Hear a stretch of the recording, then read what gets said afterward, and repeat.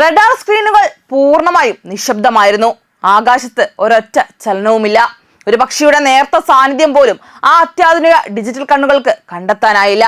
എല്ലാം പൂർണ്ണമായി ശാന്തം. പക്ഷേ തൊട്ടടുത്ത നിമിഷം കണ്ണു ചിമ്മുന്ന വേഗത്തിൽ മുകളിൽ നിന്ന് ബോംബുകൾ വർഷിക്കപ്പെട്ടു. ലക്ഷ്യങ്ങൾ അണുവിട മാറാതെ ചാരമായി നിലം പതിച്ചു. 1999 കൊസോവോ യുദ്ധത്തിന്റെ ആ കറുത്ത രാത്രിയിൽ ലോകം മുഴുവൻ അമ്പരപ്പോടെയാണ് ആ കാഴ്ച നോക്കി നിന്നത്. എന്നാൽ മറ്റാരേക്കാളും ശ്വാസം അടക്കി പിടിച്ച് ഓരോ മൈക്രോ സെക്കൻഡും അതീവ രഹസ്യമായി ഇത് നിരീക്ഷിച്ചുകൊണ്ടിരുന്നത് ചൈനയിലെ സൈനിക ആസ്ഥാനമായിരുന്നു. കാരണം അവർ അവിടെ കണ്ടത് വെറുമൊരു വ്യോമാക്രമണമല്ല, മറിച്ച് ഭാവിയിലെ ലോകയുദ്ധങ്ങളുടെ ചോരയണിഞ്ഞ ഭൂപടമായിരുന്നു. റഡാറുകളുടെ കണ്ണു വെട്ടിച്ച് ആകാശത്ത് ഒരു പ്രേതം പോലെ സഞ്ചരിച്ച അമേരിക്കയുടെ B-2 സ്പിരിറ്റ് എന്ന സ്റ്റെൽത്ത് ബോംബർ വിമാനം വൻ ശക്തികൾക്ക് നേരെ എറിഞ്ഞ വിറപ്പിക്കുന്ന ഒരു സന്ദേശമായിരുന്നു. നിങ്ങളുടെ കണ്ണുകൾക്ക് കാണാൻ കഴിയാത്ത ഒരു മരണത്തെ നിങ്ങൾ എങ്ങനെ തടയും? പക്ഷെ ആ സാങ്കേതിക അഹങ്കാരത്തിന് മുന്നിൽ തലകുനിക്കാൻ ഏഷ്യയിലെ മഹാശക്തിയായ ചൈന തയ്യാറല്ലായിരുന്നു. ആ ഭീഷണികൾക്ക് മുന്നിൽ പതറാതെ ആ അദൃശ്യ വിമാനങ്ങളെ പോലും വേട്ടയാടി പിടിക്കാൻ കഴിയുന്ന സാങ്കേതിക വിദ്യ വികസിപ്പിക്കുക എന്ന ലക്ഷ്യത്തിലേക്ക് ചൈന തങ്ങളുടെ സർവ്വസന്നാഹങ്ങളും തിരിച്ചുവിട്ടു. അമേരിക്കയുടെ ഈ ആകാശ മേധാവിത്വത്തെ തകർക്കാൻ കഴിഞ്ഞ നൂറ്റാണ്ട് കാലമായി ചൈന നടത്തിയ നിശബ്ദവും ശാസ്ത്രീയമായ ഗവേഷണങ്ങളുടെയും ഇരു രാജ്യങ്ങളും തമ്മിൽ ഇന്നും തുടരുന്ന അദൃശ്യമായ ആയുധ മത്സരത്തിന്റെയും വിസ്മയിപ്പിക്കുന്ന അണിയറ കഥകളിലേക്ക് നമുക്കൊന്ന് കടന്നു ചെല്ലാം. കൊസോവോ യുദ്ധകാലത്ത് അമേരിക്കയുടെ B-2 സ്പിരിറ്റ് ബോംബറുകൾ അമേരിക്കയിലെ മിസോറിയിൽ നിന്ന് പറന്നുയർന്ന് ആയിരക്കണക്കിന് കിലോമീറ്ററുകൾ സഞ്ചരിച്ച് യൂറോപ്പിലെ കനത്ത പ്രതിരോധ സംവിധാനങ്ങൾക്കുള്ളിൽ കടന്നു. ലക്ഷ്യങ്ങളെ ആക്രമിച്ച് യാതൊരു നഷ്ടവുമില്ലാതെ മടങ്ങിയെത്തി.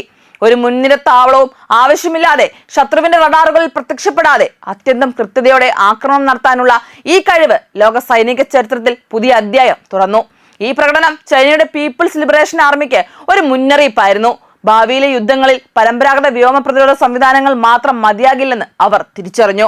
അന്നേ വർഷം നടന്ന മറ്റൊരു സംഭവം ചൈനയുടെ പഠനങ്ങൾ കൂടുതൽ ആഴത്തിലാക്കി. സെർബീരിയൻ വ്യോമ പ്രതിരോധ സംവിധാനം ഒരു അമേരിക്കൻ F-117 നെറ്റ്ഹോക്ക് സ്റ്റെൽത്ത് വിമാനത്തെ വെടിവെച്ചിട്ടു. ലോകം അതൊരു അത്ഭുതമായി കണ്ടപ്പോൾ ചൈന അതിനെ ഒരു അവസരമായി കണ്ടു. പിന്നീട് ആ വിമാനത്തിന്റെ അവശിഷ്ടങ്ങളിലേക്ക് ചൈനീസ് ഇന്റലിജൻസ് പ്രവേശനം ലഭിച്ചുവെന്ന റിപ്പോർട്ടുകൾ പുറത്തു വന്നു. സ്റ്റെൽത്ത് സാങ്കേതിക വിദ്യയുടെ ചില അടിസ്ഥാന സിദ്ധാന്തങ്ങളെ കുറിച്ചുള്ള വിലപ്പെട്ട സൂചനകൾ ഇതിലൂടെ ലഭിച്ചേക്കാമെന്നാണ് നിരവധി പ്രതിരോധ വിശകലനങ്ങൾ വിലയിരുത്തുന്നത്. എങ്കിലും ചൈനയ്ക്ക് വ്യക്തമായിരുന്നു F-117 പഴയ തലമുറ സാങ്കേതിക വിദ്യയാണ്. യഥാർത്ഥ വെല്ലുവിളി ഇപ്പോഴും B-2 സ്പിരിറ്റ് ആണ്. B-2 സ്പിരിറ്റിന്റെ ഏറ്റവും വലിയ ശക്തി അതിന്റെ പ്രത്യേക ആകൃതിയിലും റഡാർ തരംഗങ്ങളെ ആഗിരണം ചെയ്യുന്ന പ്രത്യേക മെറ്റീരിയലുകളുമാണ്. ലോകത്തെ മിക്ക വ്യോമ പ്രതിരോധ സംവിധാനങ്ങളും ഉയർന്ന ഫ്രീക്വൻസിയിൽ പ്രവർത്തിക്കുന്ന റഡാറുകളെ ആശ്രയിക്കുന്നതിനാൽ B-2 അവയുടെ കണ്ണിൽ നിന്ന് മറഞ്ഞു നിൽക്കാൻ കഴിയും. റഡാറിലേക്ക് തിരികെ മടങ്ങേണ്ട തരംഗങ്ങൾ ചിതറിപ്പോകുകയോ ആഗിരണം ചെയ്യുകയോ ചെയ്യുന്നതിനാൽ ഒരു വലിയ ബോംബർ വിമാനം പോലും റഡാർ സ്ക്രീനിൽ ഒരു ചെറിയ പക്ഷിയുടെയോ അന്തരീക്ഷ ശബ്ദത്തിന്റെയോ തുല്യമായ പ്രതിഫലനം മാത്രമേ സൃഷ്ടിക്കാറുള്ളൂ. എന്നാൽ ചൈന ഈ പ്രശ്നത്തെ മറ്റൊരു ശാസ്ത്രീയ കോണിൽ നിന്ന് സമീപിച്ചു.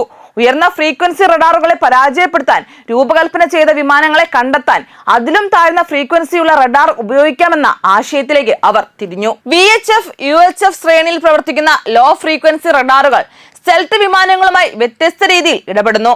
വിമാനത്തിന്റെ വലിപ്പവും റഡാർ തരംഗ ദൈർഘ്യവും തമ്മിലുള്ള റെസൊണൻസ് പ്രതിഭാസം ചില സാഹചര്യങ്ങളിൽ സ്റ്റെൽത്ത് വിമാനങ്ങളുടെ സാന്നിധ്യം തിരിച്ചറിയാൻ സഹായിക്കും.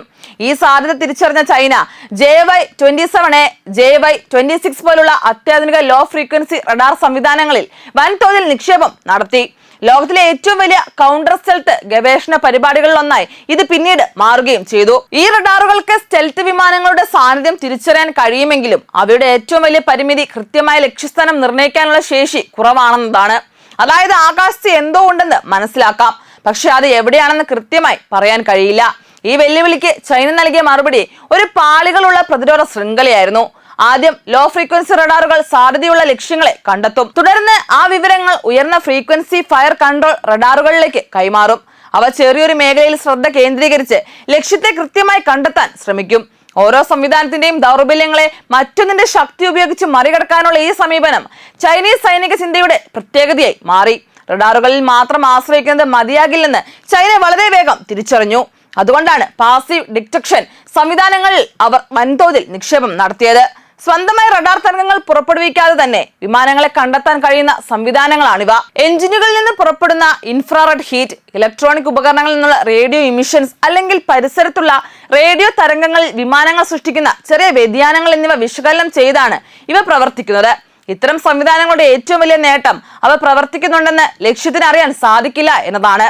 ഇതിനൊപ്പം തന്നെ ചൈനയുടെ HQ-9B പോലുള്ള ദീർഘദൂര ഉപരിതല വായു മിസൈൽ സംവിധാനങ്ങളും സ്റ്റെൽത്ത് ലക്ഷ്യങ്ങളെ നേരിടാനുള്ള കഴിവ് വർദ്ധിപ്പിക്കുന്ന രീതിയിൽ വികസിപ്പിക്കപ്പെടുന്നു. 200 കിലോമീറ്ററിലധികം ദൂരപരിധിയുള്ള ഈ സംവിധാനങ്ങൾ താഴ്ന്ന റഡാർ പ്രതിഫലനമുള്ള ലക്ഷ്യങ്ങളെ നേരിടാൻ പ്രത്യേകമായി രൂപകൽപ്പന ചെയ്ത സീക്കറുകൾ ഉൾക്കൊള്ളുന്നു. എന്നിരുന്നാലും അടിസ്ഥാന പ്രശ്നം ഇന്നും അതേപടി തുടരുന്നു. കൃത്യമായി കണ്ടെത്താൻ കഴിയാത്ത ലക്ഷ്യങ്ങളെ ആക്രമിക്കുക എന്നത് ഇപ്പോഴും സാങ്കേതികമായി വളരെ സങ്കീർണമായ വെല്ലുവിളിയാണ്. ഇന്നത്തെ സാഹചര്യത്തിൽ ചൈനയ്ക്ക് യുദ്ധ സാഹചര്യങ്ങളിൽ B-2 വിമാനങ്ങളെ സ്ഥിരമായി കണ്ടെത്താനും പിന്തുടരാനും ആക്രമിക്കാനും കഴിയുമെന്നതിന് പൊതുവായി ലഭ്യമായ തെളിവുകളൊന്നുമില്ല. എന്നാൽ 1999 സാഹചര്യത്തെക്കാൾ ഇന്ന് സ്ഥിതി വളരെ വ്യത്യസ്തമാണെന്നത് വ്യക്തമാണ്. ചൈനയുടെ കൗണ്ടർ സ്റ്റെൽത്ത് ഗവേഷണവും സെൻസർ സാങ്കേതിക വിദ്യകളും നെറ്റ്വർക്ക് അധിഷ്ഠിത പ്രതിരോധ സംവിധാനങ്ങളും കഴിഞ്ഞ 2 പതിറ്റാണ്ടിനിടെ അസാധാരണ വേഗത്തിലാണ് വളർന്നത്. ഈ സാങ്കേതിക പോരാട്ടത്തിന്റെ അടുത്ത അധ്യായമാണ് അമേരിക്കയുടെ B-21 റൈഡർ പദ്ധതി. B-2 രൂപകൽപ്പന ചെയ്തത് ശീതയുദ്ധത്തിന്റെ അവസാനകാല ഭീഷണികളെ മനസ്സിൽ വെച്ചായിരുന്നു. എന്നാൽ ഇന്ന് ചൈനയും റഷ്യയും വികസിപ്പിച്ചുകൊണ്ടിരിക്കുന്ന കൗണ്ടർ സ്റ്റെൽത്ത് സംവിധാനങ്ങളെ മറികടക്കാൻ പുതിയ തലമുറ സ്റ്റെൽത്ത് സാങ്കേതിക വിദ്യകൾ ആവശ്യമായി വന്നു.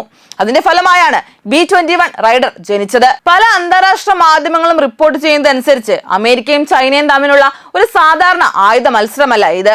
കാണാതിരിക്കാനുള്ള സാങ്കേതിക വിദ്യയും കാണാനുള്ള സാങ്കേതിക വിദ്യയും തമ്മിലുള്ള ശാസ്ത്രീയ മത്സരമാണിത്. ഒരു വശത്ത് അദൃശ്യമാകാൻ ശ്രമിക്കുന്ന വിമാനങ്ങൾ, മറുവശത്ത് അവയെ കണ്ടെത്താൻ ശ്രമിക്കുന്ന സെൻസറുകളും അൽഗോരിതങ്ങളും. 21ാം നൂറ്റാണ്ടിലെ ഏറ്റവും വലിയ സാങ്കേതിക പോരാട്ടങ്ങളിൽ ഒന്നായി ഈ മത്സരം ചരിത്രത്തിൽ രേഖപ്പെടുത്തും എന്നതിൽ ഒരു സംശയവുമില്ല. കാരണം ഭാവിയിലെ യുദ്ധങ്ങൾ വെറും ആകാശത്ത് മാത്രമല്ല നടക്കുക. അവ നടക്കുക തരംഗ ദൈർഘ്യങ്ങളുടെയും ഡാറ്റകളുടെയും അദൃശ്യമായ ലോകത്തായിരിക്കും.